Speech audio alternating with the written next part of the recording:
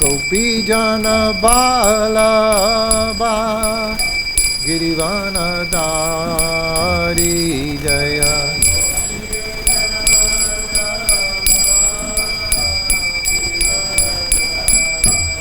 Yasoda Nandana Braja Jana Ranjana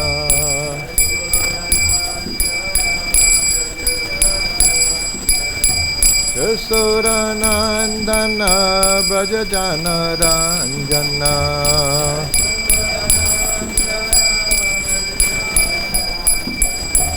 Yamuna Tira Banachari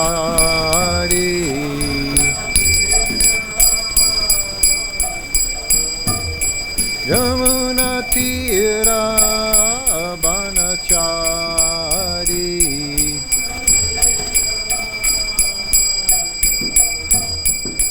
Jaya Radha Madhava Kunja Bihari Jaya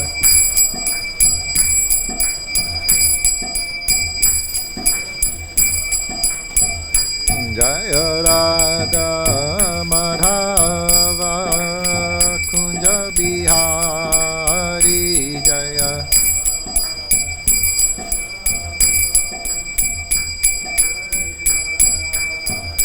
Jaya Gopi Jana Balaba Girivana Dari Jaya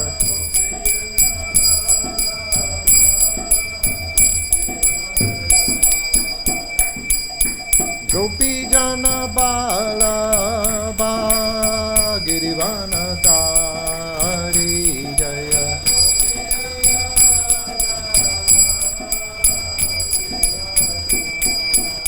Yasoda Nandana Braja Jana Ranjana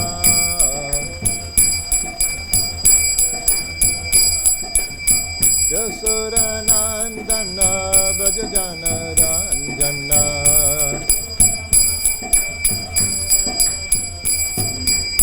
Yasoda Nandana Braja Jana Ranjana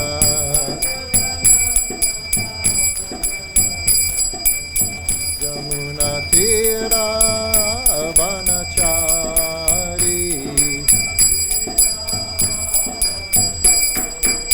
Yamuna Tira Banachari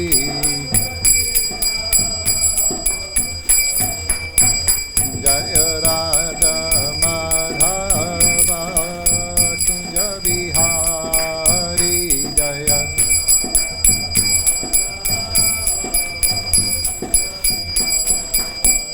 Jaya Radha Madhava Kunja Bihari Jaya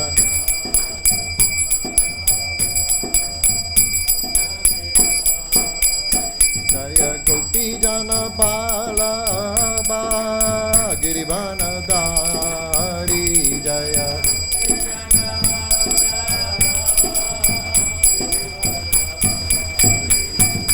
Gopi Jana Balaba Girivana Dari Jaya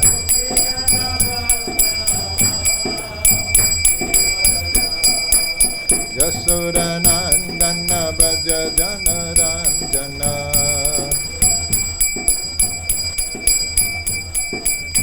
Yasoda Nandana Braja Jana Ranjana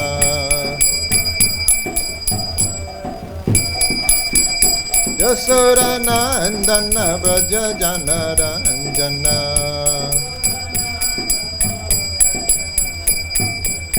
Yamuna Tira Banachari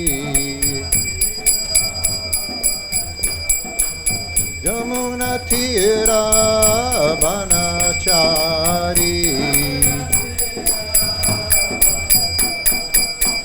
Jaya Radha Madhava Kunja Bihari Jaya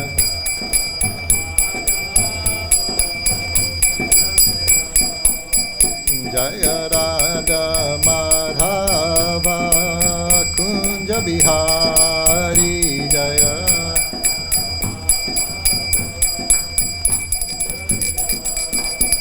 Jaya Radha Madhava Kunja Bihari.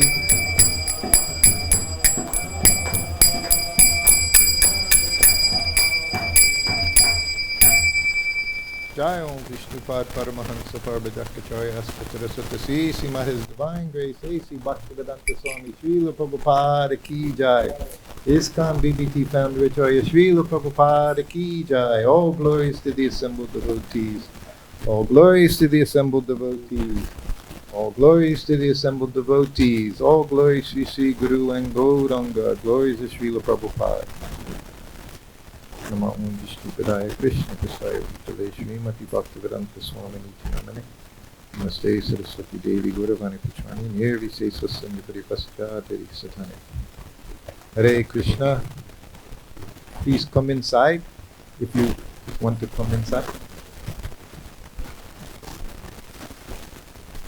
So today we reversed it, so I'll be speaking till 5:30 and then Devaki Mataji the Shakti Mataji will be speaking from 5:30 to 6:30. I remember actually going to the temple 1971. It was April. We were chanting this mantra at that time, this song, but we hadn't heard it from Srila Prabhupada, I don't think, at that time. We had a different melody we used to chant. Jaya Radha Madhava Kunja Bihari. In that way. There were so many things. You would get the prayers, but the melodies we had to figure out what to do. So I thought today talk a little bit about New Vrindavan and then coming to Vrindavan. When I first joined, again it was April 1971, and I was from Philadelphia. I never lived in the Philadelphia temple. Somehow by fate, by arrangement, I was never in the Philadelphia temple. As soon as I joined, I had an instinctive feeling, I guess. My friend and I, his name was Ken, we joined together. He was the one that brought me to Krishna consciousness. Kirtanananda came to the Philadelphia temple, and as he would do at other temples, he just would take people. This went on a lot in those days. The sannyasis would come and they would sweep up, bring people in. So many people were coming to the temples. And he invited us to come to New Vrindavan. So I remember after going to the temple for 1 week, we were going to LaSalle College together. We would ride to the temple after school. I had a little motorcycle then. That's why I was on my motorcycle. And we would go to Bhagavad-Gita class in the evening. He came after 2 or 3 days. I had a lot of adjustments to do. I had no idea. The first day I went to the temple was the first day I became vegetarian. I had a lot of difficulty with prasadam. I wasn't one of the ones, Prabhupada would say, came for the prasadam. I actually didn't come for the prasadam. I remember eating upma at the temple. I could not understand this gushy stuff with vegetables in it. It was just beyond my understanding. Sweet rice was so sweet, your teeth would hurt eating sweet rice. So yogurt, never had yogurt before. So everything was just so different. But immediately just accepted one thing after another. So as soon as we got to New Vrindavan, the two of us, we shaved up very first day, which was also what you did. You were wearing saffron, you became a brahmachari. One day you were in the material world, next day you were a brahmachari, celibate student, just like that. Within 2-3 days I was temple commander in the temple. The Bangalatit was there. She was the only Brahmin devotee in the temple. And that was Pittsburgh. It wasn't New Vrindavan. It was waiting for the Bahulaban farm in New Vrindavan. He was purchasing it. So we stayed in Pittsburgh temple for a few weeks. Became temple commander. I became the shipping clerk for spiritual sky incense. At this time, this is how many of the temples were maintaining, selling incense, spiritual sky incense.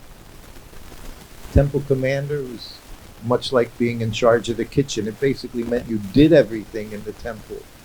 Everyone was on Harinam every day, all day long in the center of town. So anyway, within a few weeks I was in New Vrindavan, hundreds of acres there in New Vrindavan. And I was, within a few weeks I was milking cows. I went right to the top. I became a cowherd boy in New Vrindavan, milking cows, fixing fences. I was milking 6-7 cows a day, twice a day. So it was very wonderful. We were fully engaged. Kirtanananda Swami, he didn't give you 1 second. You didn't have 1 second for Maya to enter into your life. But it was like that for all of us in the temples. Anyway, I was there for 16 months. I had Kirtanananda Swami, it was Kaladri and myself. We were like his right and left hands, Kaladri and myself.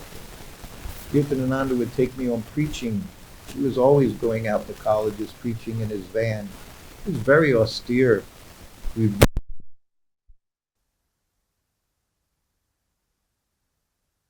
every day. And then you come back to New Vrindavan. So I was back and forth from New Vrindavan doing some traveling. And then my first exposure to Srila Prabhupada was 3 months later. Literally 3 months to the day when I first met devotees in Philadelphia. And at that time from New Vrindavan, we drove across the state of Pennsylvania, about an 8-hour drive to New York, Henry Street Temple. At that time, Henry Street Temple, very famous temple. It's called the Brownstone, narrow building, maybe 5 stories high, packed with devotees, 1971. Prabhupada was initiating every day 10 devotees. So everything was very personal. He would sit on the Vyasasana, he would chant on everyone's beads. And these beads we made ourselves. There weren't Tulsi beads, no shipment was coming from India to the USA. Everything was local. So they went to the bead shop. You learned how to string beads on the thread. The morning of initiation, we literally made our beads, our japa beads. We strang neck beads. They were just some type of wood. And this was my first exposure to Srila Prabhupada, seeing him personally. It's one reason I read that wonderful statement by Hayagriva describing Srila Prabhupada's face, how to describe looking at Srila Prabhupada. But all of us, even myself, when you saw Prabhupada, you knew it wasn't like any of us. Prabhupada would sit there and all those qualities he described, some of them so contradictory sounding, very grave, very joyful, very regal, very humble, all at the same time you would see these. So because I was connected to Kirtanananda Swami, I got to be right there next to the Vyasasana in New York, even though there's over 100 devotees in a room which might be twice as wide, but the same length. Radha Govinda were there. And it was before my initiation. It was July, just like here, very, very hot, days in a row in the east coast of the U.S. They would say the 3 H's, hazy, hot, and humid, just like rainy season time here when it's not raining, very hot. And the temple room is packed with devotees. But I was right, just like when I became the servant, I was right there. At Prabhupada's right-hand side, Kirtanananda was right there. Even though there were so many older devotees around, because I was connected with Kirtanananda, I got to be next to Prabhupada. And I didn't hear much, but I was just looking, always looking at Prabhupada, watching. From the beginning, I guess I've always been an observer. I see things going on. It became very useful as Prabhupada's servant. You always have to know what's going on around you. Prabhupada always knew everything. You would think he's just sitting talking in his room, but he knows what every person's doing. He knew what everyone was doing. So that day, the first day, Prabhupada was chanting, everyone's chanting. So it's like 100 degrees, over 100 degrees in the room, 40, 45 degrees Celsius in the room. And then Prabhupada stopped chanting and began Premadvani prayers.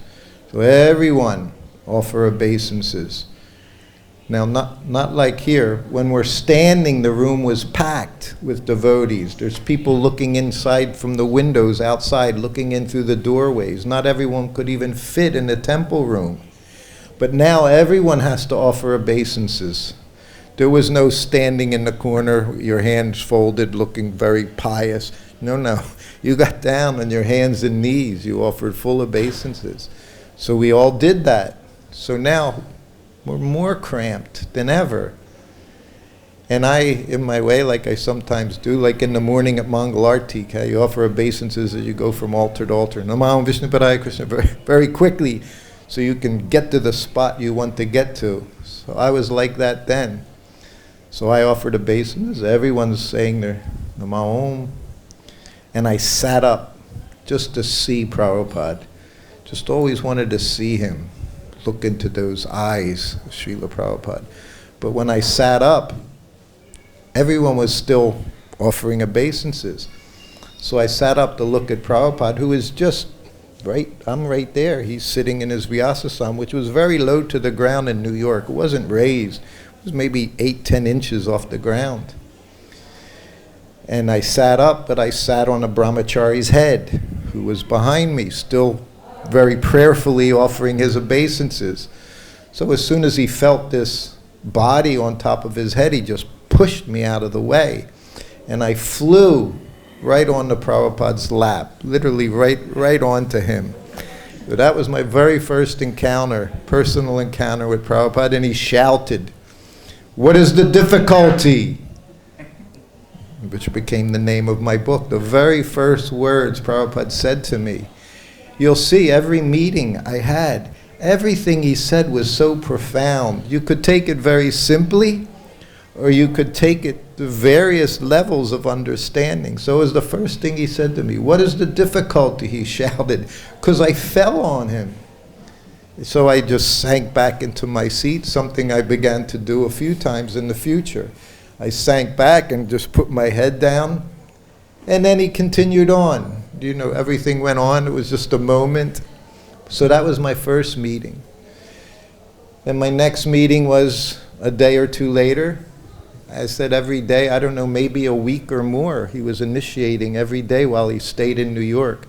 10 of us a day, every day a fire sacrifice. And secretary, of course, had the list of names. I was Vinny, Bhakta Vin. I don't know if we had Bhakta. Were we Bhaktas back then? I don't know when the term Bhakta came in, but Anyway, my name was called. We were all, at least I know I was, and most of us were all filled with anxiety just being in Srila Prabhupada's presence for the first time, seeing that personality from the spiritual world. You could understand it. From the moment I went into the temple, every day you heard what Prabhupada was doing. There were Prabhupada stories. It's not something we started after he left. This was going on all the time.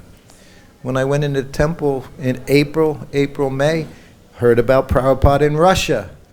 You would hear every day, he did this, he did that. He put the sweet rice in the lota. I didn't know what a lota was. None of us had seen a lota in America. We had no such thing. But I heard that story. There was nothing else to put it in. He put it in the lota, which is from the bathroom. And then I heard time, place, circumstance. Now, these so many mantras we got to hear when we came. Things you don't hear. You don't hear these things anymore. Love and trust. Everything's based on love and trust. This is how we grew up in Krishna consciousness. I remember when I went to the temple, I went to the bathroom, I didn't know what I was supposed to do. There was no one to tell you anything. There were no bhakti manuals. There was no one instructing you anything except you kept busy. No one told you how you were supposed to go from day to day doing your simple Brahminical activities. You just gradually learned. I remember, fortunately, it was only for a week or so. I've always had, somehow or other, I always managed to have my own little room to stay in. But for a few days in New Vrindavan, I was in a brahmachari ashrams, 6, 7 devotees, men, boys, all lying on the floor next to each other. So the first day I laid down, like I always did. I was 19 years old, I laid down, I was on my stomach, had my little pillow, little sleeping bag. And this devotee next to me started yelling at me. He had been around for a few months. He says, "You're sleeping with Maya."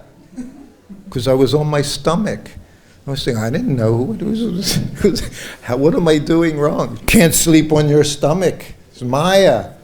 Yes. Talked with this spiritual sky. His name was, I can't think of his name now. And his wife was there.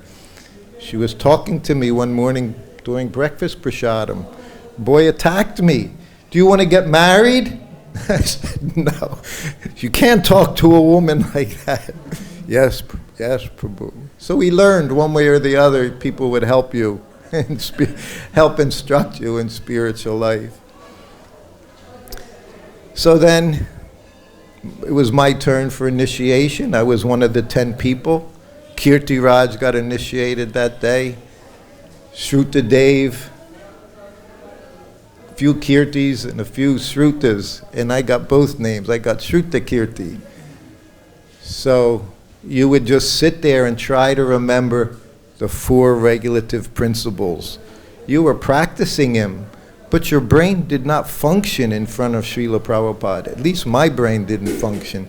So you would literally, you would chant. I was chanting, no meat eating, no illicit sex.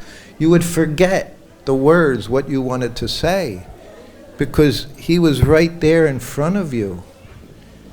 But he asked me, and I rattled it off, just like I did my prayer. No meat eating, no illicit sex, no intoxication, no gambling. He knew you. As soon as he looked at you, he knew everything about you. Not in a bad way. Not in a bad way, but he knew just what you needed, just how to deal with you from the start. I learned that being with him. He always knew how to deal with me.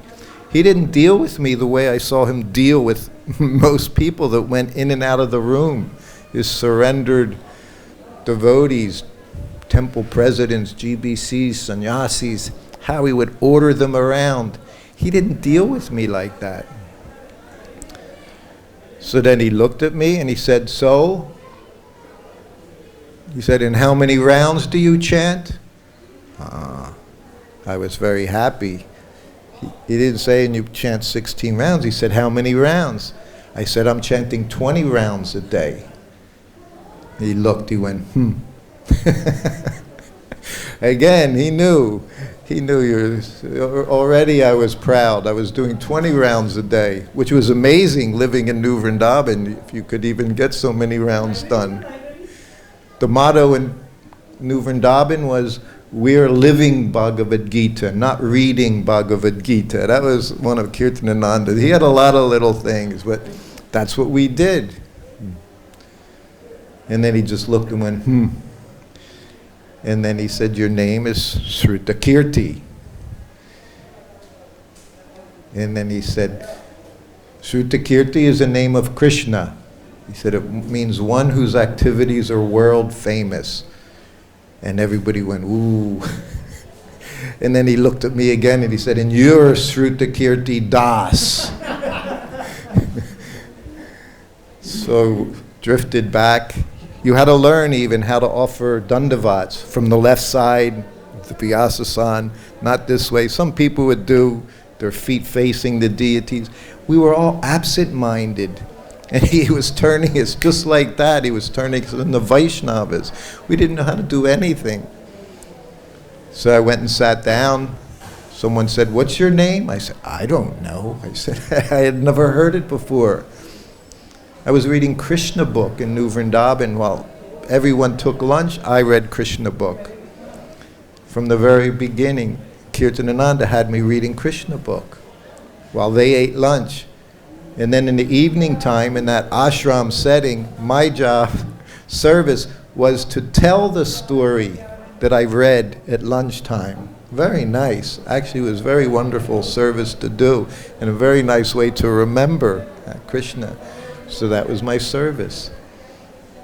So that was first initiation, and that was July 22nd, 1971. Yes, 1971. So at that time, Brahman initiation was 1 year. You would get first after 3 months, second after a year being in the temple.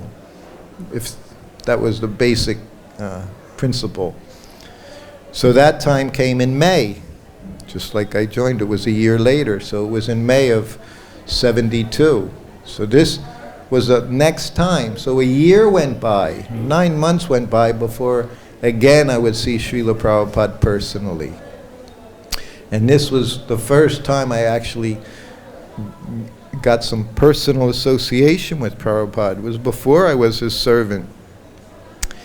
And it was May. Los Angeles was beautiful. Again, I'm with Kirtanananda Swami, so it was, we call it the old temple room in Los Angeles. Very pretty place.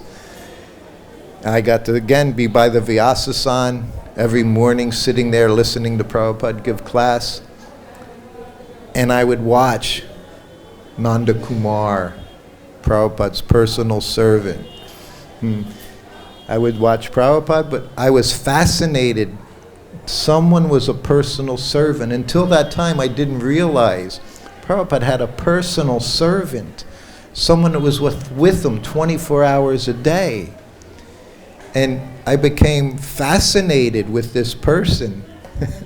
I would watch him going around the Vyasasan, opening the Prabhupada's glasses, the case, giving him his glasses for Bhagavatam class, opening the book holder, putting it down, putting the book on it, taking Prabhupada's cane after he sat down. All these things, I thought, how wonderful. I never thought it was, I was just in New Vrindavan still. It took us 4 days to drive across country in a van, called a cargo van, no windows in the entire back of the van. We just sat in there day after day. You distribute magazines, collect enough money to put gas in the tank, and that's how you went. Everything was day to day. Day to day you would go. You would just pull over at rest areas, take your bath in just at a bathroom rest stop. They have them here now on the Jamuna Freeway, here and there. Just like that, right out of a sink. That's how we bathed. And we continued our journey, got to Los Angeles. And now I got to see Prabhupada's daily activities to some degree. I would go on the morning walk. There were only 6 or 8 devotees going on the morning walk. But I was connected to Kirtanananda Maharaj. And he brought me. He would bring myself, he would bring Kaladri. So from these early times, I would be on the morning walk. It was so nice. And then in the afternoon, Prabhupada went into his garden. All other gardens began with the garden in Los Angeles. That was the, what do you call it? And everything came after that. Prabhupada said, my favorite place in the world, he said, sitting in that garden, because there were tulsi plants all around, so many tulsis. And the atmosphere was very nice. There was 6-foot high privacy fence around it. It was about as big as this room. Many plants. It was decorated very pretty. But he specifically mentioned Vrinda Devi. Tulsi is here. So every afternoon he would go sit there. And somehow or other, by Krishna's mercy, I became one of 5, 6 people sitting there in front of him. Wasn't it like in India here, everybody open door policy, just like we have here in Vrindavan now. Everybody comes to the temple. There's no restrictions. It wasn't like that in the U.S. back at that time. You didn't go through that door unless you were very fortunate. And I went in with Kirtanananda. And the first thing, apparently the person who was doing it previously had just left, Kurandar. He was the most famous disciple of Prabhupada at that time, 72, 73. Everyone knew of Kurandar. Prabhupada said to me later on, Kurandar can do anything. He was that good. Prabhupada had such faith in Kurandar. If he needed something done, no one else could call Kurandar. So many times I heard that when I was his servant. Call Kurandar. Prabhupada would have all confidence. If he told him to do something, it would get done. So I was walking in with Kirtanananda. Kurandar handed me Krishna book. That same Krishna book, volume 1, that I was reading in New Vrindavan months before. He handed it to me and said, when Prabhupada says, you read Krishna book. And this was the first time I saw Prabhupada just relishing his books. His books. She would say they weren't his, it was Krishna. And I learned, I was always watching Prabhupada. To know, be Prabhupada's servant, he didn't talk. Talking was not necessarily how he dealt with you. He'd just look at you and you would know what to do. And I learned that very quickly. I don't know where Nanda Kumar was in those days. But I was in there, in that garden, and Prabhupada would talk. Again, everything he said was so meaningful. And he enjoyed his young disciples. We were 18, 19, 22 years old, just young children, could barely pronounce the Sanskrit we were reading from his books. He never made you feel inadequate when you were doing it. He never stopped you if you mispronounced something. He said, no, it's like this. No, he would just sit there, relish his new American disciples. He was happy to see. He was turning these people into Vaishnavas. He sat up one day, Govinda Mari Purusham Tamaham Bhajami.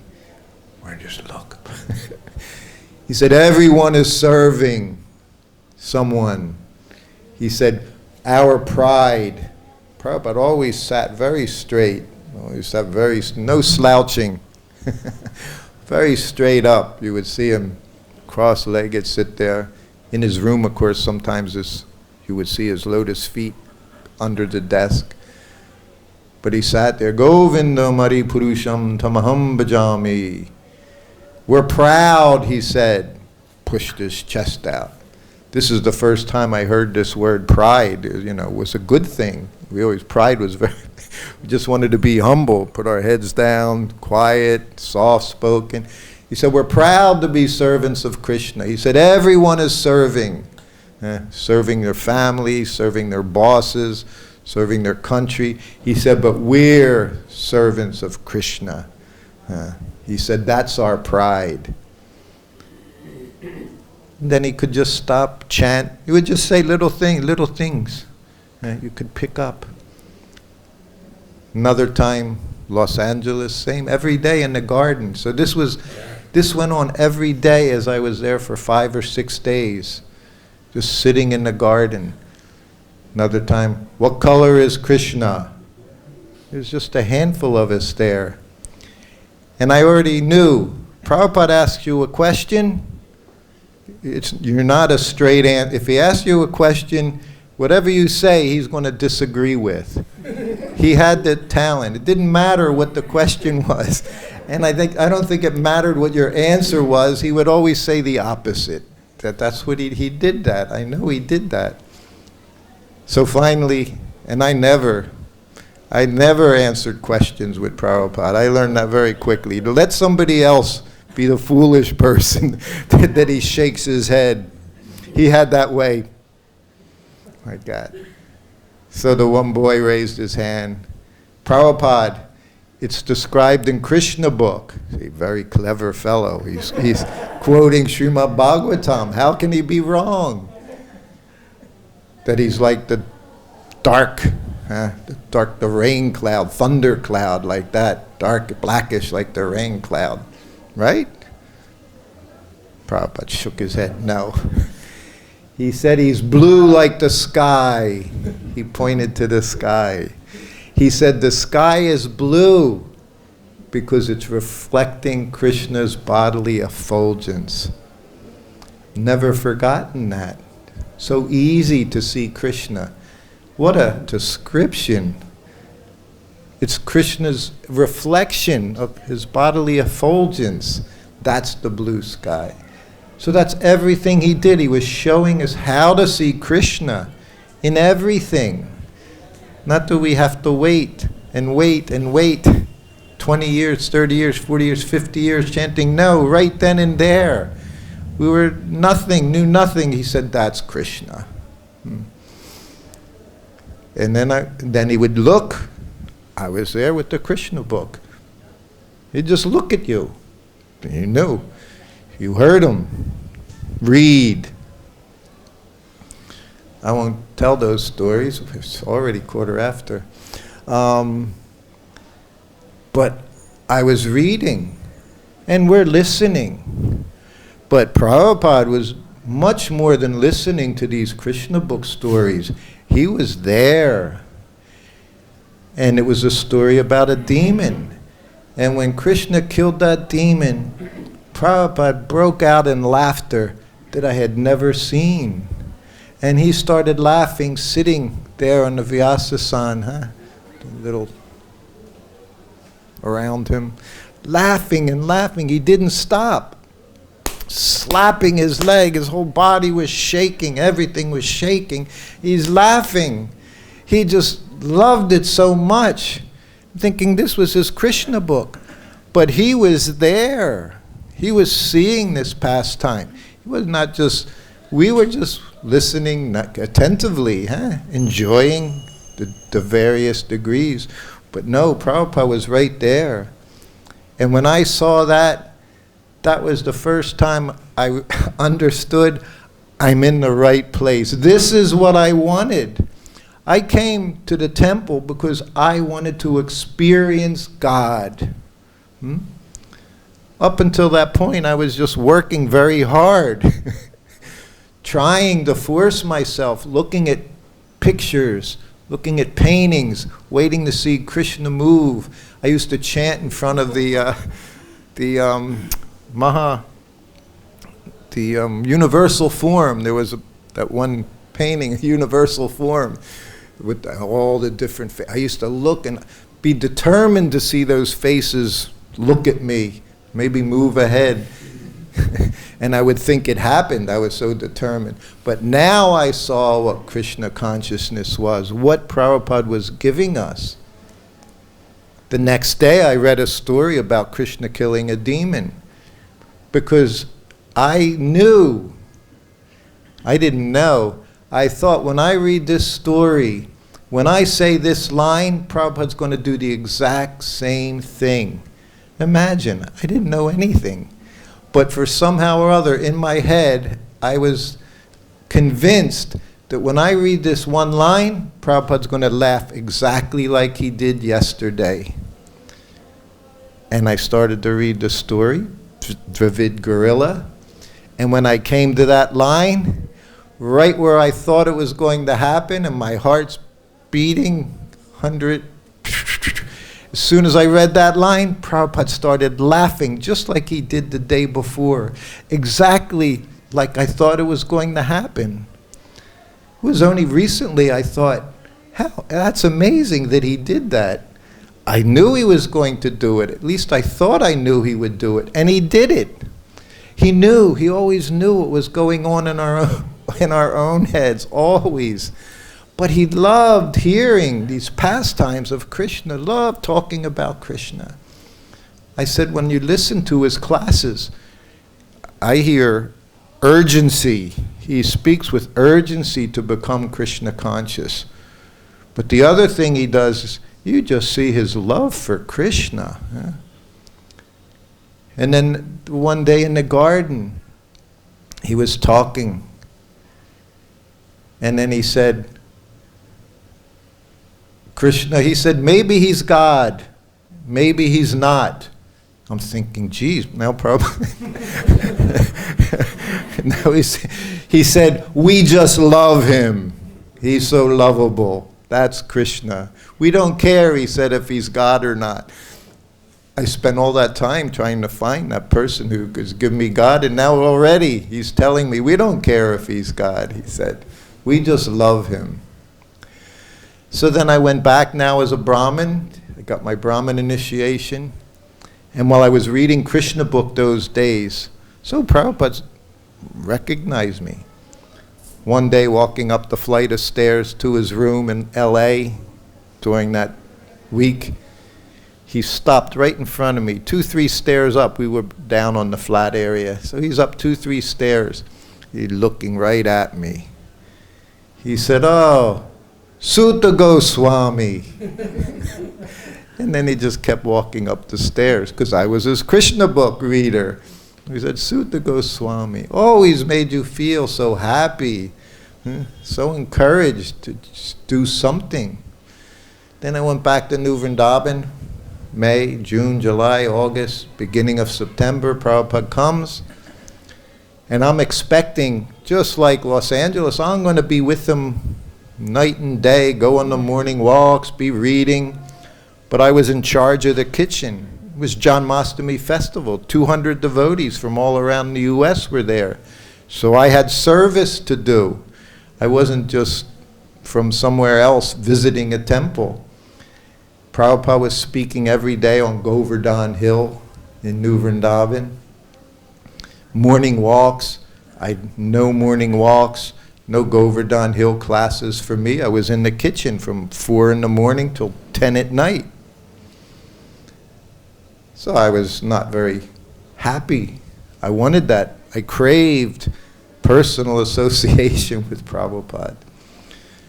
So then at 8 o'clock in the evening, the day before Prabhupada left, Kirtanananda came in with his cane.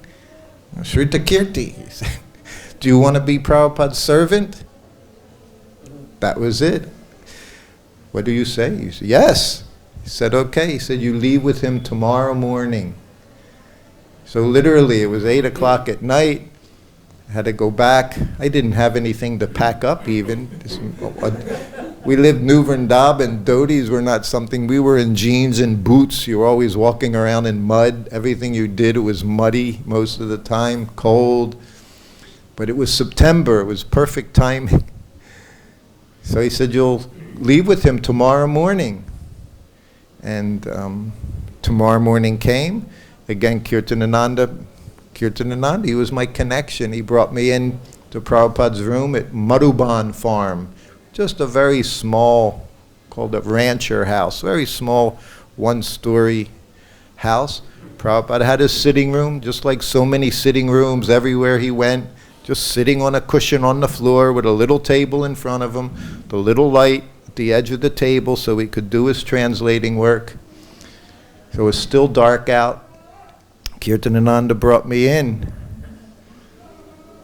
We offer obeisances, and again, this was my second introduction, actually my third introduction. In May in Los Angeles, he introduced me to Prabhupada, myself and Kaladri. Prabhupada, very nice boys. He would always, very nice boys. So now we went in. Now the tone has changed. I'm being introduced as his personal servant. Kirtananda said, this is Sruta Kirti. He's going to be your servant. Prabhupada just looked up from his desk, very dark, except for that one light. He says, he's a very good cook.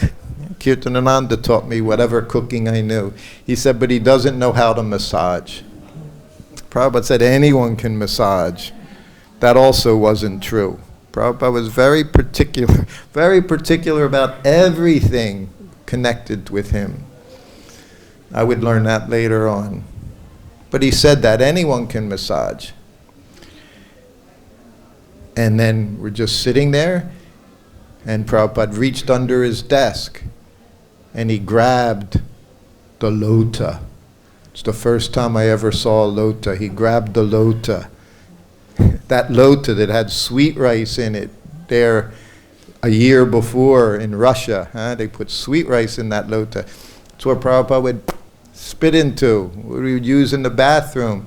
He picked up that lota and he started, hardly even looked at me, just got up, and I got my very first instruction. Follow me. Again, what could be more perfect? Follow me. That's what I did, but that's what we do.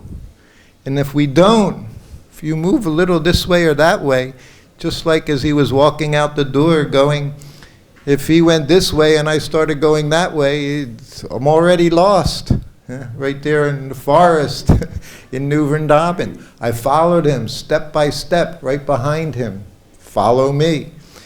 And then he said, stop. I stopped. Prabhupada didn't use more words than necessary. He said, stop. So I stopped, and he went off into the bushes. He came back a few minutes later. He handed me that lota, a very special lota. Traveled around the world with him, just like, Krishna had his flutes. Prabhupada had that lota, very fortunate lota. And he gave everything was personal. Everything had personality. In spiritual world, everything has personality. And he told me, he said, you wash it with dirt, soil, and water. He said, put it back under my desk.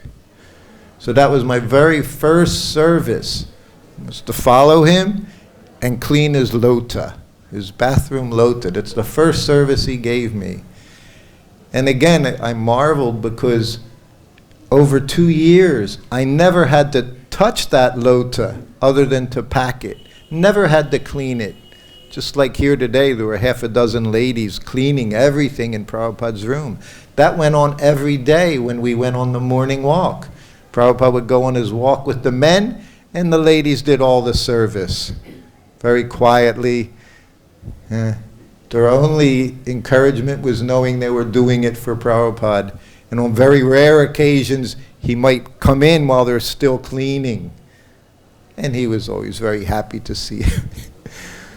But I never had to do it again. This lota would get polished, shined every day by these ladies, the brahmacharinis, we say at that time, or the grahasta ladies, all around the world. His cooker, we have a cooker in the other room, brass cooker. They would clean it, polish this cooker every day. So these things were going on. My business was sit right there, 10 feet away. I was going to tell a little bit about that today. We didn't get to there. I learned quarantine very early in life.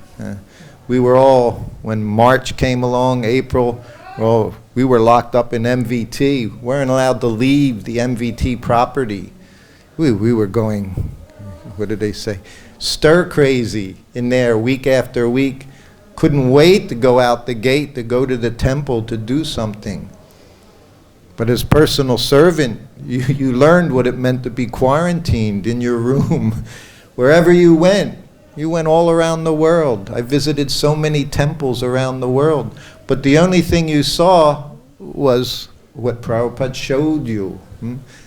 That's disciple. You don't know anything except what the spiritual master gives to you. So he went out on his morning walk once a day. You were on the morning walk. And even on the morning walk, you didn't see anything except being next to Prabhupada. I walked by the Eiffel Tower. I don't know. We were half a mile away. We saw the thing in the background. To this day, I've never seen, what's it called, the Taj Mahal. These things are of no interest. Our only interest was stick right next to Prabhupada and try to hear what he's telling us and do something. Prabhupada, I said, Do it. You know, we have famous Nike. They call it Nike here? Nike. Just do it. I said, Prabhupada coined that expression way before Nike coined it. People would come up, big guy, just do it, he would say. He wasn't in the long explanations. You have something you can do it for Krishna. That was the process. So it's time for me to stop today. We'll see you all again tomorrow. It's been a very wonderful day. Busy day. It's a busy week. So many things going on. Srila Prabhupada ki jai. Thank you. Hare Krishna. We heard a little bit yesterday about Srila Prabhupada in his youth, and after he left college, because Prabhupada, when he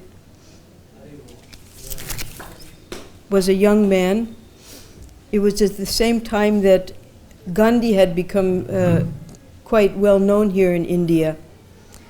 And as most of us in our youth, let's say in our early 20s, we're very idealistic.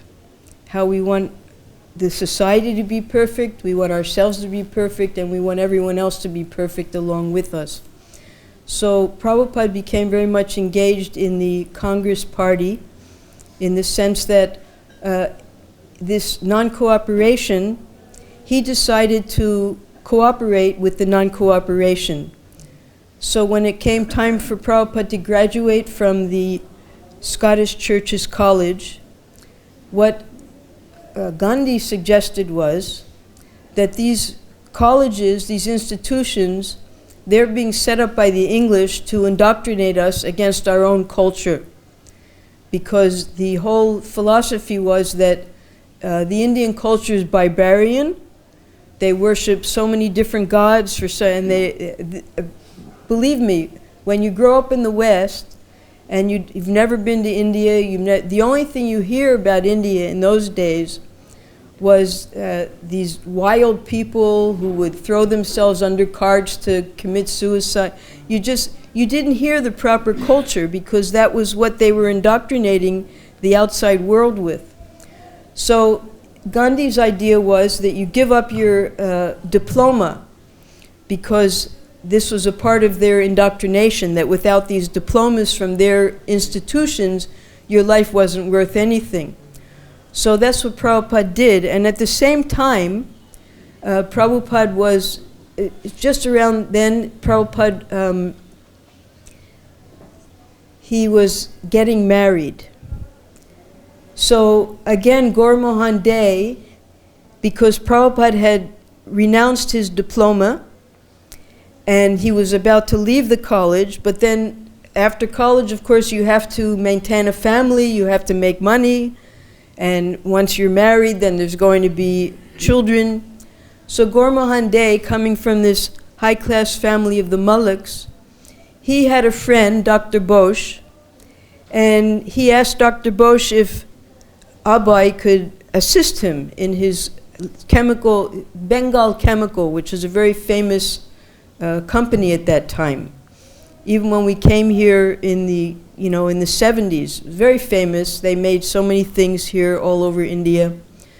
So immediately Dr. Bosch accepted him, and Prabhupada became a managing director, just like that. And Prabhupada did very well there. But then when he met Srila Bhaktisiddhanta Saraswati, at that time, Srila Bhaktisiddhanta Saraswati, he was at a rented place called Ultadanga, at Ultadanga. And he would sit upstairs on the roof in the evening time and meet people. Prabhupada would also do this later in Bombay. He would have his darshan, just like here we had it in his main room, but he would have it on the roof of his apartment. So that's what Srila Bhaktisiddhanta Saraswati did, and people would go up there and meet him. And Prabhupada's close friend was Narendranath Mullik, also from the Mullik family. He was very wealthy, and he used to give donations to this Ultadanga Mat. So they knew him.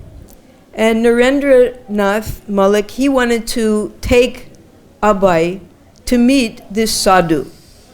And Abai, because of Gaur Mohan Day was always inviting sadhus to their house. So Prabhupada wasn't very impressed by the so-called sadhus that would be coming to his house. And Prabhupada said, no, I'm not interested in meeting a sadhu. I'm in a different mindset now. I'm part of Gandhi's movement now. I don't want to meet any sadhus. But Naren, he dragged him. He said, no, I want you to see, I want to hear your opinion of him. So they went up and they met him, and they offered, because they were Vaishnavas themselves, they offered their pranams. And as soon as they got up from offering their obeisances, the first thing that Srila Bhaktisiddhanta Saraswati said to them was, you're educated young men. You should preach this philosophy of Chaitanya Mahaprabhu in the English language to the people who don't know our language. So that was the first instruction that Prabhupada received. And then Prabhupada, because of his cooperation with Gandhi, he immediately countered that. He challenged. He said, well, who will hear our message? We're a dependent nation. Until we gain our independence, no one will hear us. And then Bhaktisiddhanta Saraswati very easily defeated him. He said, this message of Sri Chaitanya Mahaprabhu, it's not at all limited by politics, by sociology, by geographical limitations. This message is for the whole world. So Prabhupada was very pleased to be defeated by him. And after sitting there in the evening and listening to him speaking to the others, he was convinced that the message of Chaitanya Mahaprabhu was in proper hands.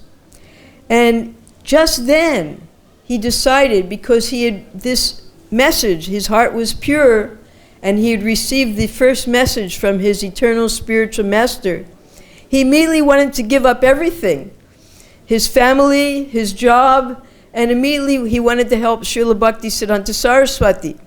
So the next day he went to Dr. Bose and he says, I want to leave my job, I want to take part in the Mat activities. And Dr. Bose, he brought him down to reality. He said, you have a wife, you have your first child, you need money because that's dharmic, that's part of the Vedic Dharma, you have to support your family. Why don't I just give you, and then Prabhupada explained that I want to put all my energy into this activity. So Dr. Bose said, well, because you're a grihasta, why don't I give you a job where you can make money, and at the same time, while you're supporting your family, you can also support the activities of the Mat. So Prabhupada agreed to that, because he was also being realistic. So then Dr. Bose suggested to him that I want to expand my company to all over India. So you can be your own boss, and you be my Indian representative. You can start at UP, which was the most populated state in India. So then that was how Prabhupada broke off from Dr. Bose's laboratory in Calcutta, and he shifted with his family to Allahabad. And from Allahabad, Prabhupada would travel all over India selling his products, and he also made about 30 different types of medicines himself, Prabhupada. In fact, Prabhupada, homeopathy and Ayurveda, also naturopathy. Prabhupada would write books at that time. He wrote one book on water therapy, and the author of the book was Dr. Abhay Charan Dey. And that book went all over India, and it ended up in Navadvip. And one young brahmachari in Navadvip, he was going through the bazaar one day, and he saw that book, and he immediately bought that book. And later, his name was Sukhananda. Later, when Prabhupada was ill here, that same Sukhananda came here, and Prabhupada gave that very same water therapy massage to Prabhupada with Gangajal. So Prabhupada, in his own right, he became famous all over India with his prescriptions, Day's ointments, his toothpaste, all of his formulas. So much so that when he was in Allahabad, the other members of the Gaudiya Math, for instance, O.B.L. Kapoor, Dr. O.B.L. Kapoor, he was a student there in Allahabad studying Sanskrit. And one Dr. Ghosh, he was partnered to Prabhupada. Dr. Ghosh was the physician, and Prabhupada would give all of the prescriptions from his shop. So Prabhupada would give them his new formulas to try. And Dr. Kapoor, his name was Adi Keshav Das, initiated. He said, well, this is a very good formula, but I want your formula, the formula that you use, to become free from the cycle of birth and death. And Prabhupada, he said, well, I'm working on that formula, and as soon as I perfect it, I will give it to you. But then he said, he told Dr. O.B.L. Kapoor afterwards, he said, I already have the formula. Now I just have to produce it, manufacture it. So I will tell you that secret formula for this particular prescription. And he said, Trinadapi sunichena tororiva sahishnana manina manadena kirtanya sadari. This is the prescription to become free from the cycle of birth and death. So in that way, Prabhupada, because he had his freedom now from Calcutta, and he was traveling all over India making relations in Bombay, in Jhansi, in Lucknow, everywhere. He was traveling to sell his medicines, but at the same time, he was making friendships with doctors, with professors, with businessmen. So he was getting a lot of renown throughout India. And later he would use all of these relations to help in the preaching for the Gaudiya Math. So Prabhupada started very simply as a grihasta, very humbly. And even though the brahmacharis, who were maybe 10 years younger than him, because they wore red cloth, they were in the red cloth, they had taken their vows as brahmachari. When Prabhupada would go out on preaching engagements with these brahmacharis from the Allahabad temple, he would have them sit on the Vyasasan, and he would sit at their feet simply because he was dressed in white. And the brahmacharis, being young boys, they didn't know how to lecture. So he would tell them, just read the slokas in Sanskrit and I'll do the lecture. So they would be sitting on the Vyasasan and read the slokas, and then Prabhupada would give the lectures to the people. So Prabhupada, in all humility, he was trying to help his Guru Maharaj and all of his godbrothers in the preaching mission of Gaudiya Math. And he cooperated with them fully, and they all loved him, and they respected him. Although most of them were sannyasis and brahmacharis, they considered him to be on the same level spiritually as them. And in fact, so much so that they honored him later in the 1940s with the title Bhakti-Vedanta. Now, usually Bhakti-Vedanta is a name given to a sannyasi, but because Prabhupada was so prolific in his writings, before he even took sannyas, he was known as Bhakti-Vedanta. And then later, when he finally did take sannyas, his sannyas name actually was Swami. It wasn't Bhakti-Vedanta. Bhakti Pragya Keshav Maharaj gave him the sannyas name Swami. So then he was Abhay Charanaravinda, that was his Diksha name, Bhakti-Vedanta, Swami. So that's how, and Prabhupada always signed his names like that. His signature was that. And then later, because the devotees here in his disciples in the West, Prabhupada was called by them Swamiji. Swamiji is, it's of course because his sannyas name was Swami, it was an affectionate term, but it could be any Swami. There were so many Swamis that you can call Swamiji. So they wanted a particular pet name for Srila Prabhupada. And because Srila Bhaktisiddhanta Saraswati, many of the acharyas, they were titled Prabhupada. So Prabhupada said, well, you can also call me Prabhupada, Vishnupad. These are names that are given to the spiritual master. So you can call me that if you like.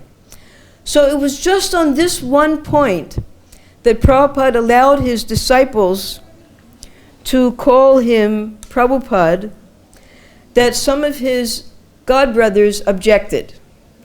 That we have our Srila Prabhupada. How can you also be Prabhupada?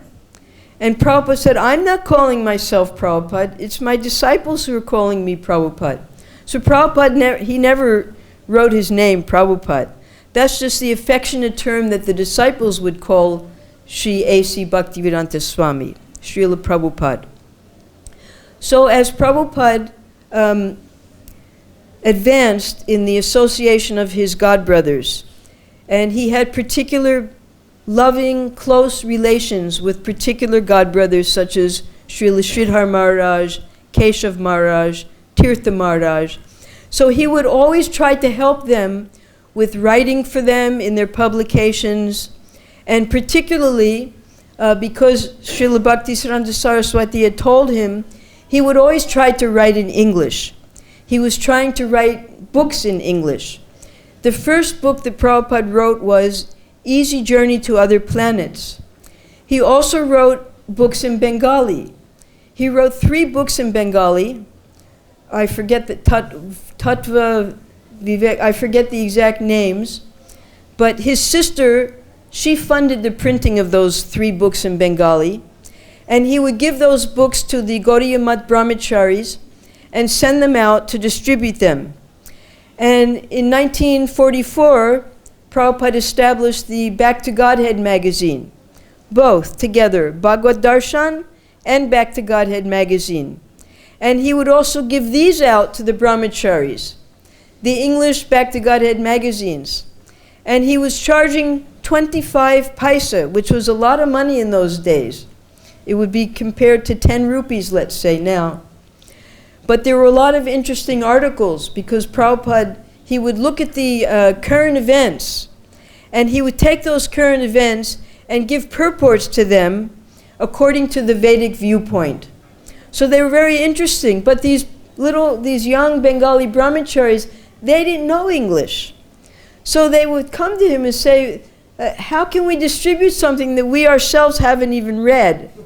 So Prabhupada explained to them that you give them to the people who can read English.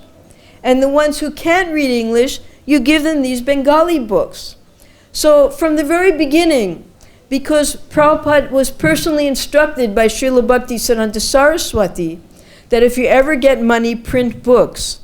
So Prabhupada was doing that long before he became Prabhupada or a sannyasi.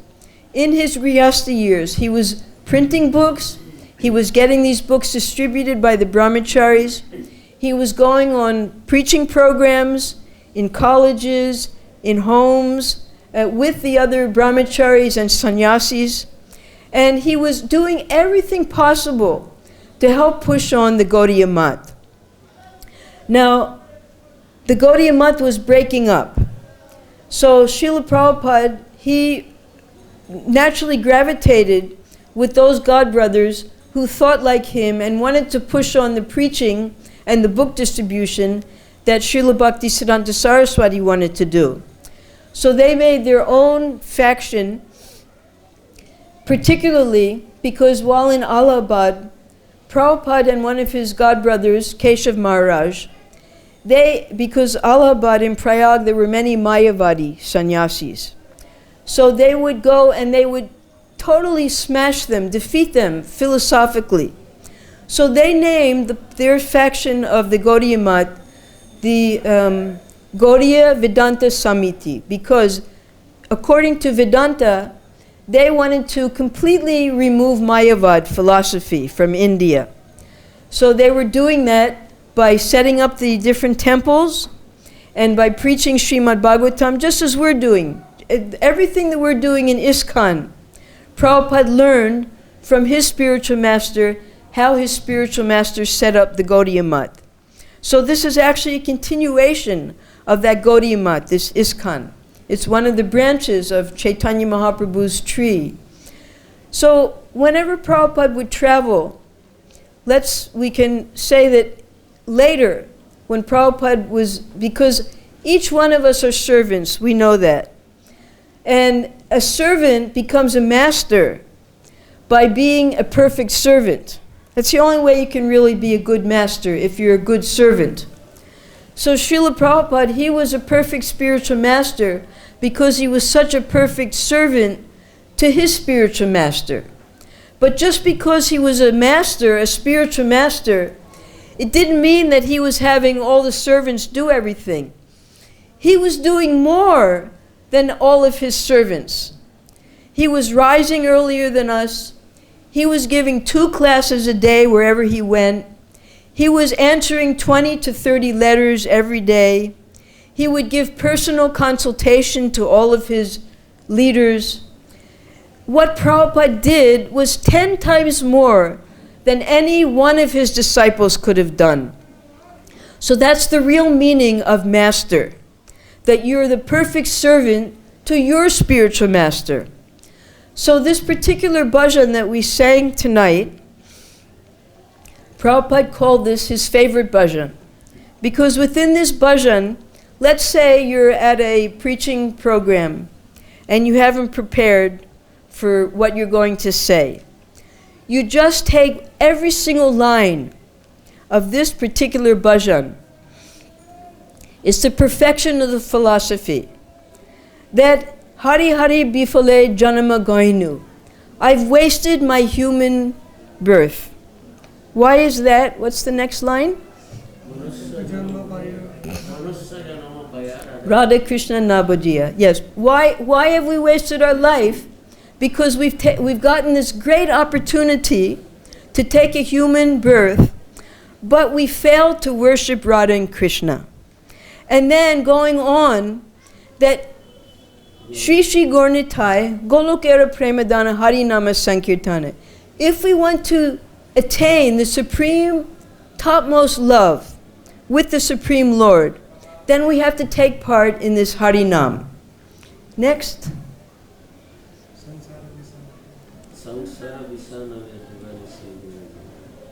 Samsara Vishanile.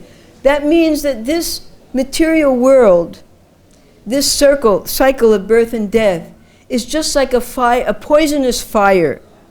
So then Prabhupada, he goes on, whenever he would reach a new place, like when he was traveling around the world, he would go to temples and he would have arrival addresses. And he would go through practically this exact same bhajan. And he would always conclude it by saying that Sri Sri Gaurnitai are the most merciful. Because we didn't have Radha and Krishna worship all over ISKCON in the early days. We only worshiped Panchatattva, and we worshiped, then eventually Lord Jagannath, and only in very few temples did Prabhupada establish Radha Krishna worship because there weren't enough Brahmins. But Gaurnitai were established first. So Prabhupada sometimes, he would even cry when he would go to temples. Like yesterday we heard that when Prabhupada went to South America, in each of the temples there was Gaurnitai. And then sometimes Prabhupada, in the little temples he would visit in America, he went once to the Atlanta temple, which is New Panihati. Jayapataka Swami, he goes there every year. Even now he's sick, he still makes sure to go there for the Chirdahi Utsav, because that's New Panihati. So there are beautiful Gaurnitai there. And Prabhupada, when he saw this beautiful Gaurnitai for the first time, he went into ecstasy. He was crying that Sri Sri Gaurnitai, they're more merciful than Sri Krishna. Because Sri Krishna, he demands surrender. Mame kam sharanam braja. You have to surrender to me. And then Masuja, then you don't have to worry because I'll liberate you. But Gaurnitai, they don't even ask you to surrender. They just ask you to take part in this Harinam Sankirtan. And by this Harinam Sankirtan, then you can get this Golokera Premadana. So then Prabhupada, he started to cry because of the mercy of Sri Sri Gaurnitai. So where did all this come from? We heard his father, their worshipable deity was Gaurnitai. his eternal spiritual father established 64 maths all over India, the worship of Sri Sri Gaur Nitai. And Prabhupada just carried that on, whether he was in the association of his god brothers or whether he was completely alone. Just as, because although Srila Bhaktisiddhanta Saraswati had sent two sannyasis, Ban Maharaj and Saranga Maharaj, Bhakti Saranga Maharaj, they weren't able to fulfill the mission. They came back unsuccessful. But when Srila Bhaktisiddhanta Saraswati indicated 2 or 3 times that Abhay Babu, he will carry it out, he will do, you just, in time, he will do everything. And this wasn't just once. When Ban Maharaj returned unsuccessfully in Navadvip, it was in Navadvip Mando Parikrama, and Bhaktisiddhanta Saraswati, he said, he's come back now, he wasn't successful, but someone will do. And one of Prabhupada's godbrothers, Bhaktisiddhanta Saraswati, was looking at someone in the crowd. There were hundreds and hundreds of devotees. It was Navadvip Mando Parikrama. So he was looking in the crowd, and this one godbrother, Nayanananda Das, Brahmachari, he's looking, who's Guru Maharaj looking at? And right next to him was Abhay Babu. And he understood. He's looking right at him. So Srila Bhaktisiddhanta Saraswati, he understood the qualification of each one of his disciples. And he understood that though now he's a very humble, very dutiful householder, in time he will carry out the order, the inspiration coming from, first of all, Sri Chaitanya Mahaprabhu, that in every town and village my name will be heard. Then, picking up Srila Bhaktivinoda Thakur, writing for the first time, and sending his English books around the world. Then, finally carrying it out on a practical platform, Srila Bhaktisiddhanta Saraswati. But now, to become successful all over the world, that would be in the hands of Abhay Babu, or Sri A.C. Bhaktivedanta Swami.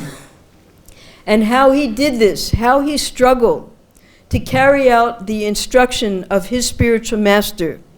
We all have to have that same determination in our life. Many, many disciples of Srila Bhaktisiddhanta Saraswati were asked by him to do the same thing, but they couldn't do it. They didn't have the qualification. Which type of qualification? The determination just to carry out the order of their spiritual master. Now, Srila Prabhupada, he knew about the sloka in the 10th canto, 88th chapter, verse number 8, when Krishna explains how he gives his special mercy to his devotees. He explains that when I see that someone is very serious to attain me, what does Krishna do? He takes everything away. He makes that person completely poverty-stricken so that their family, their sajjana, they have no interest in this person anymore. They completely reject him. So Prabhupada, when he came upon this sloka in the Srimad Bhagavatam, he told his dear godbrothers, he said, now I understand what's happening in my life. Because his whole business was failing. By that time, Prabhupada had 5 children. And one of them, one of his dear sons, whose name was Prayagraj, he had Mathura, Vrindavan, and Prayag, 3 sons. So Prayagraj, he was very intelligent. But he got involved with a neighborhood girl, and that was completely taboo in Bengali tradition. That was unheard of. And as a result of that, he lost his mental balance. And he would just wander in the streets. And Prabhupada was always in anxiety for this beloved son of his, and getting the daughters married, and getting the son settled, and how was he going to maintain the family? Because he was dutiful. He learned that from his father. So much anxiety from the family. and the family didn't even cooperate with him. When he would have his programs downstairs with the kirtans and the invitations to the different Gaudiya Math people and his associates coming, nice big pravachan programs like we're having today, his family would be upstairs drinking tea. And when Prabhupada went to visit, he was in Bombay for some time. When he came back, Prabhupada kept, you'll see here in one of the display cabinets, one of Prabhupada's Srimad Bhagavatams in Bengali. And in those are the tikas of all the previous acharyas. And it was from these books. And these books are so voluminous, there's so many volumes. Whichever volume, whichever canto Prabhupada was working on, he would carry those volumes with him. And then he would keep the extra volumes at Los Angeles. So this last volume is there because we would keep it here in the house for Prabhupada because he was translating from it. So Prabhupada, he had his Srimad Bhagavatam in his house. And when he came back, he wanted to continue his translations and his study, and he couldn't find his Srimad Bhagavatam anywhere. So he asked his wife, "Where's my Srimad Bhagavatam?" And she said, "I sold it for tea biscuits." And this was when Prabhupada, he realized, this is never, my family will never cooperate with me. What should I do? So again, he went to his godbrothers, and at that time, he was getting dreams of Srila Bhaktisiddhanta Saraswati. And Prabhupada had an arrangement. He had his home, he had his pharmacy, and then the floor above his pharmacy, he made into a Gaudiya Vedanta Samiti Mat. And he had the brahmacharis and sannyasis stay there, so that he always had the association of the devotees, whether he was in his office or whether he was in his family, with his family, he could always go and take shelter. So one night, 1 o'clock, 2 o'clock in the morning, he's banging on the door of his godbrother's room there, upstairs. He said, "I just had a dream. Bhaktisiddhanta Saraswati is telling me to take sannyas." So his godbrother, that was Sridhar Maharaj at the time, he became a little worried. He said, because he knew the whole family, he knew the whole Mulak family, everybody. He said, "If I give you sannyas, they'll blame me for taking you away from your family. So you wait a little while. Maybe you just live separately from your family and see how they react." But very soon afterwards, Prabhupada had a second dream, the same thing. Bhaktisiddhanta Saraswati was coming to him and telling him to take sannyas.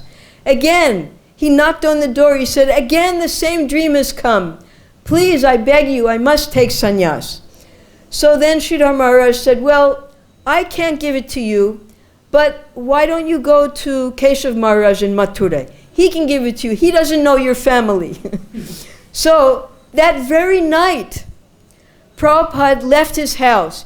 He didn't take his clothes, he didn't take any money, he didn't take any books. He took nothing but his japamala and went to another Gaudiya Math and left there with the family. And then in the morning, the family woke up and they saw he's gone. A big ruckus. Where is he? Nobody knew where he went. Finally, they understood he's left the house. And the elder children now were going to have to take care of the wife and everything like that. Prabhupada tried to set up everything. He tried to get his daughter married, but she didn't like the person, so she remained unmarried her whole life. He tried to get the boys set up in the business. He set up his youngest boy, Vrindavan Das, Vrindavan Chandra, for books. He had a book agency, so he could distribute his father's books and other books. And up until the very end, that one son remained very, very affectionate to Srila Prabhupada. He would write to Prabhupada, Prabhupada would write him back. Even at the time of Prabhupada's disappearance, the devotees informed the whole family that Prabhupada is leaving. You come and see him. Nobody came except for Vrindavan Chandra. He came. And up until the end, even in Prabhupada's will, he was so dutiful to to his family, to his responsibilities, he made arrangements so they would all have provision given by ISKCON, so that the rest of their lives they could live without any problem. He was giving them monthly stipend so that they could live very comfortably on ISKCON, through ISKCON. But the third son, Mathura Mohan, he didn't like that idea. So after Srila Prabhupada left, he made, with the instigation of greedy lawyers, the advocates, he made a case against ISKCON, saying that actually ISKCON was my father's family business, and we should inherit that entire family business of ISKCON. So big court case went on for 17 years in Bombay. It was taken up to the High Court, but because ISKCON is registered in Bombay, so they had to take that court case to Bombay. 17 years that went on. And the advocates were saying, yes, yes, you must push it forward. And then when you get ISKCON, we'll take our percentage, you take the rest. In the end, after 17 years of fighting, ISKCON was successful, and poor Mathura Mohan, he lost absolutely everything because he wasn't satisfied with the arrangement, the dharmic arrangement that Srila Prabhupada had made for him within his will. So Prabhupada never, in the sense, he never left the family. He was always trying to help them become Krishna conscious. He was continuing his Krishna conscious activities throughout his Grihastha life. Vanaprastha life, he would even go back to Calcutta and see them sometimes, get them situated here and there. And then finally, when he took sannyas, he wrote the beautiful bhajan, Vrindavane bhajan. You can read it, it's a very long bhajan, where Prabhupada laughs that now, where are all of my family members? They're just a list of names. No one cares for me because I don't have any money. They consider me useless. So Prabhupada was seeing the bare form of Maya at that time. Now, sometimes when the brahmacharis would go out and distribute Prabhupada's books, they would come back and they would say, this was in Calcutta when they were preaching there, they would say, when we go to distribute your books, the people here ask us, why are you worshiping Krishna? Why aren't you worshiping Kali? Because in Bengal, Kali worship is very prominent. And the poor brahmachari, not very educated, he asked Prabhupada, he said, what should I tell them? I don't know what to tell them, why I'm not worshiping Kali and why I'm worshiping Krishna. This is how simple they were. So Prabhupada explained to them that you ask them, whoever you worship, whatever they eat, you will eat, and whoever they associate with, you will associate with those same people. So who does Kali associate with, and what does Kali eat? First of all, her sons are asuras. So those are her associates, the asuras. And they'll be your associates. And what does she do with these asuras? She kills them. She chops off their head, and then she drinks their blood. So that's what Kali eats. She drinks the blood of the asuras. So that's what you'll be eating. But our Krishna, what does he do? Who are his associates? His associates are the gopis, the gopas, all the residents of Vrindavan, the cowherd men, the cowherd ladies. They're all herding cows during the day. They're so happy. And what do they eat? They eat rasgulas, sandesh, rice, sabji, all the wonderful things that we love to eat. So you decide for yourself, who would you rather worship? Who would you rather be with? What would you rather eat? So that's how you should answer them when they ask, why are you worshiping Krishna? You make the decision yourself. So Prabhupada, he was so intelligent. And even amongst his godbrothers, they would have such deep discussions, they would forget to eat, and they would argue with each other, different philosophical terms. the brahmacharis wouldn't understand them. They were just hungry. It was time for prasadam. And sometimes the brahmacharis would go to them and say, now can you stop your discussions? It's time for prasadam. And they would laugh, and then they would go and or you go take prasadam. So just like one time Prabhupada was sitting at a home engagement, and Brahmananda was sitting next to him. It was right here. It was at Bhagavaji's house. Bhagavaji would invite the devotees sometimes and cook Brijbasi style. And Prabhupada was sitting with like 20, 30 devotees. Brahmananda was sitting next to him. And Brahmananda told the server, he said, you go get some more chapatis for Prabhupada. And Prabhupada looks at me and says, I don't want more chapatis. He said, whoever is asking something for a second person, it means they want it. The same thing happened in Bombay. When Prabhupada was in the biggest fight of his life with Mr. Nair. Mr. Nair had brought his advocate, his vakil, and they were discussing things. And finally, Mr. Nair said, Swamiji, I think you should go take rest now in the other room. It meant that Mr. Nair was tired. So, and at that time, Prabhupada he did some arrangement, and he was able to speak to the lawyers and things like that. So this is just, Prabhupada understood psychology so carefully.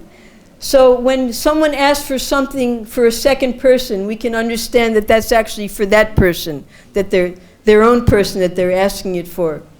So Prabhupada, he knew, being a gentleman and having such a good upbringing, he knew also, because long before he went to America for the first time, he was pre-designing how he was going to set up his institution. And he would explain to the brahmacharis that I'm going to a place where nobody follows the four regulative principles. Everyone's a meat eater, everyone takes intoxicant, all of the four regulative principles. If I go there, they'll just get angry at me and tell me to go back to India. So the first thing I'm going to do is, I'm going to set up what do they call hostels, residences for young men to live. And I'll train them. And if at the beginning of their training they can't follow the regulative principles, then I'll allow them to eat meat. I'll even serve them meat just so that they can hear the philosophy. So Prabhupada was willing to compromise because he knew that he couldn't, or he thought that he couldn't just go and tell people, stop eating meat, fish, and eggs, stop intoxication, chant Hare Krishna. When he finally got to America and he saw the condition of the young people, how they were starving for spiritual life.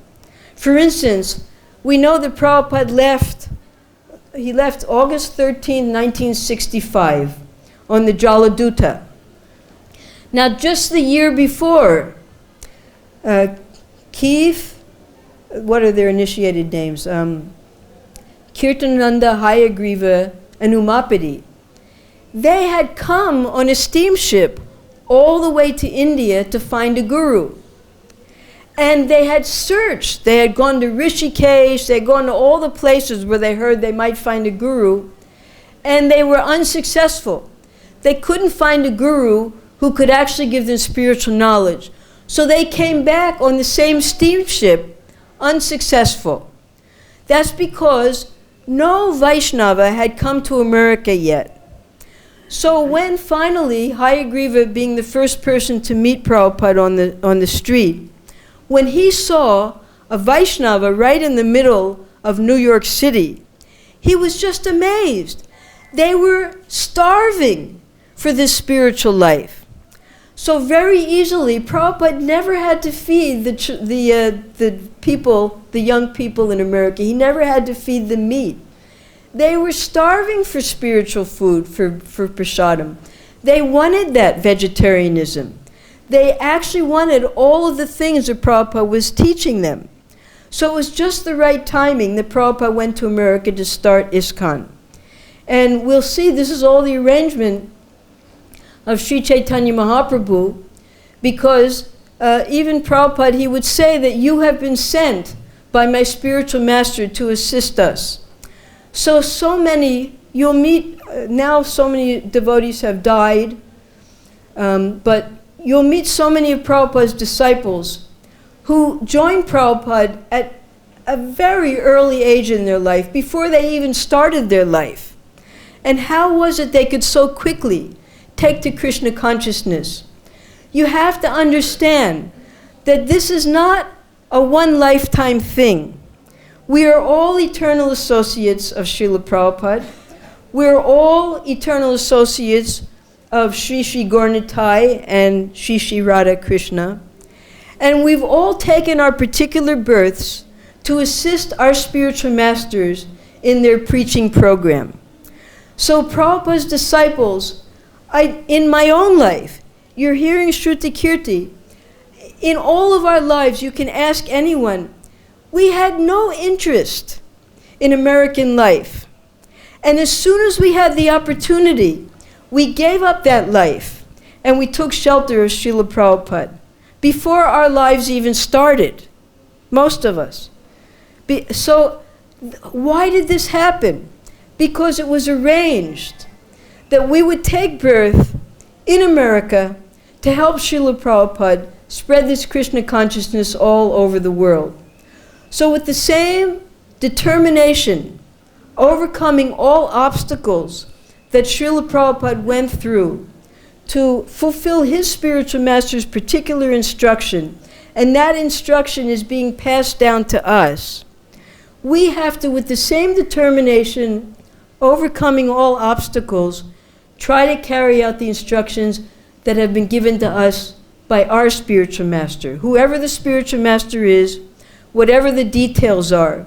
This is absolutely designed by the Supreme Lord, so that you met your spiritual master, he's given you instructions, and now your life's mission is to carry out those instructions with the same determination that Srila Prabhupada carried out his spiritual master's instructions. So that's why we study the life of Srila Prabhupada, all these little details, so that we can see how Prabhupada made his decisions and how he was able to perfectly fulfill his spiritual master's instructions. Hare Krishna, Jai.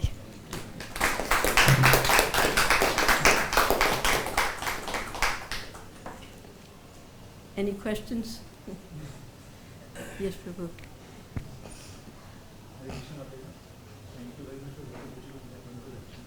Just a small query. I don't know whether should I ask or not. If you permit, can I ask? Please, it's a... These people like Prabhupada's disciples, they were actually, in the previous karmas, they have done something to become disciples, or just by mercy of Sarvada, they get mercy of Sarvada? It's an eternal relationship. The relationship with your guru is eternal. It's not just one lifetime, 2 lifetimes. What do we say every day in Guru Puja? Somewhere in some lecture, I listened nobody was qualified just because of the Prabhupada's mercy, everybody become good coming to KC. They were not qualified. Somewhere Yes, that's a Kripa Siddhi. That's Kripa Siddhi. Sorry to ask. Yes, but our relationship with our spiritual master is eternal. Jai. And your relationship with your spiritual master is also eternal. And the Guru takes different forms. Yes, Prabhu. Is Prabhupada always conscious of his eternal position, like from his childhood, or is a particular age he gets consciousness of his real identity? Is Prabhupada always conscious of his real identity? Like from his birth or at a particular age he gets... I don't know. Because Prabhupada, he never openly revealed to us his personal relationship with Krishna. He would hint in his poems, in different things that he said, but he never openly said, because that's also another form of sahaja, I'm this and this person, like that. He would hint what if you read his poems, that, oh my dear brother, I just want to frolic with you again in the pasture grounds. and steal your lunch bag. So Prabhupada, he hinted to us what his aspirations were, but he never openly said what his relationship is with Krishna and Balaram. What particular relation, what is real identity? Like, was he always conscious of his identity? Yes, he said at no time in his life did he ever forget Krishna. From the time of his birth, even. He was born into a Vaishnava family for that reason, and from the very beginning of his life, from conception, there was always Krishna consciousness around him. Yes, he said that. At no time in his life did he ever forget Krishna. Although he became preoccupied when he put his deities away in the box, but Govindaji didn't let him forget him. He came to him in dreams to take me out of the box.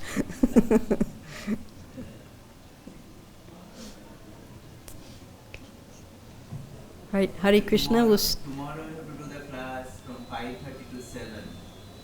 Why? Because there will be Shobha Yatra, 4:30 to 5:30. Okay. 1 hour it will take. If that's what you want, whatever you like. But Because other than that there is no time. okay, Prabhupada wouldn't like it that we miss Arti though. He didn't like us to give classes during Arti time. So we can just wind up each maybe half an hour. Or maybe if Srila Kirti wants to speak during Arti time, but I know Prabhupada didn't like that. He wanted us to all attend the program, so. 5:30 to 6:30, 1 hour. Yeah, we'll just say some last 1 hour, half hour each. Okay. All glories to Srila Prabhupada.